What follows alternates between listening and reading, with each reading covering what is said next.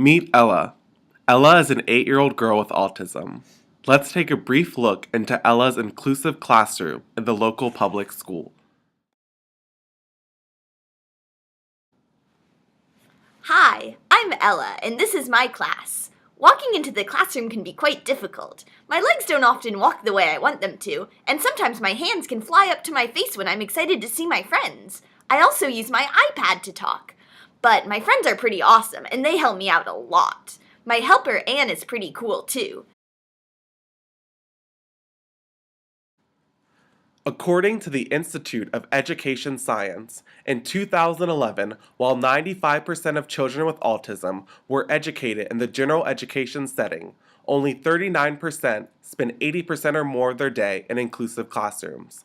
Because of this, parents, teachers, and caretakers struggle with the important decision of whether or not to educate autistic children in an inclusive or self-contained classroom.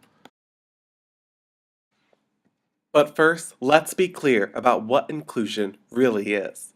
It can be making friends, working alongside peers, academic achievement, equal opportunities, teaching about disability, having an aide in the classroom, or even increasing acceptance. Why should we include autistic students in a mainstream classroom? Autistic students should be included in the general education environment because of academic and social benefits that facilitate rich and meaningful peer connections. But even if inclusion is a good idea philosophically, is it too impractical and idealistic?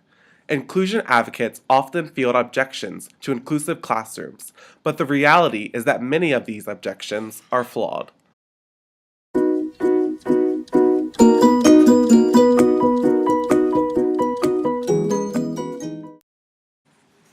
A 2004 study found that 48% of students with learning disabilities in a self-contained school reported being bullied by outside peers. In contrast, only 4% of students in inclusive classrooms reported being bullied. Bullying can happen anywhere, but in inclusive classrooms, friends and peer mentors can help stand up for autistic children. In fact, a 1997 study found that included students had more friends and higher levels of social support.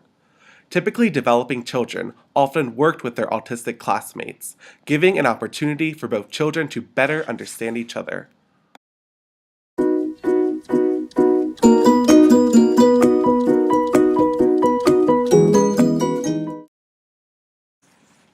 Actually, many services and accommodations for autistic children can also aid the entire class.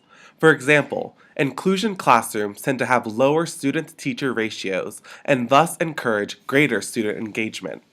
Additionally, various studies have found major social benefits, including increased acceptance of others, increased responsibility, and realistic perceptions of peers.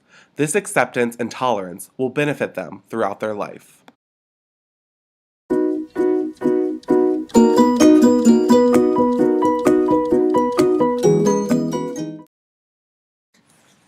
Actually, teachers already have to differentiate instruction because all children in the class are different. Additionally, not all the responsibility falls on the teacher.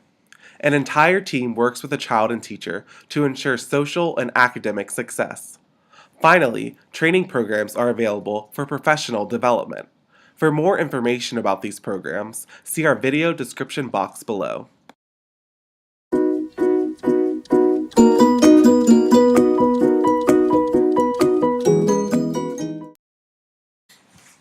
A 2015 study showed that minimally verbal or nonverbal school-age autistic children are often underestimated in terms of their cognitive potential. Pursuing competence is an integral part of inclusion so that autistic students are given the opportunity to fully demonstrate their academic abilities. Additionally, the Individuals with Disabilities Act, a federal law requiring schools to serve the educational needs of children with disabilities, states that the degree of modification of the curriculum that a student needs is not a reason to keep them out of a general education class. Also, autistic students in general education classrooms tend to do much better academically than autistic children in self-contained classrooms. According to a 2010 study, autistic children in inclusive classrooms outperform their self-contained and IQ-matched peers in reading, writing, and math skills. Ella was told in her previous self-contained classroom that there is no reason for her to be taking calculus and chemistry because she will never be a scientist. But then again, neither will most of her classmates. Inclusion isn't only about the science she will learn in class. It's about the relationship she will form, her acceptance in the community, and having the same academic opportunities as her peers. Besides, who's to say she won't be a scientist?